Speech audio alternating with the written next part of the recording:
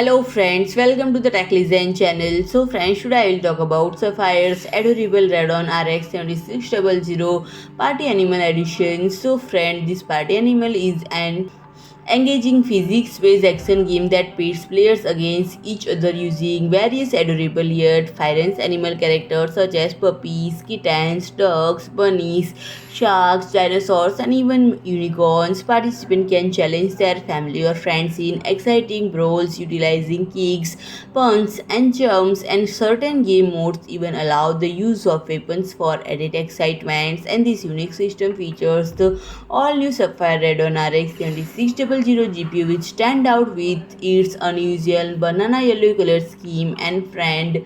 The unity-based nature of Party Animals means it has modest GPU requirements, making the Radeon RX 7600 a good choice for seamless gaming experience. And Sapphire recognizes this and has designed to a new model of graphics card, drawing inspiration from the game and employing it in AMD's demo system at China Joy, featuring at just released Ryzen 5 7500F processor. So friend, if you like my video, please do like, share and comment, and don't forget to subscribe my channel and press the bell icon.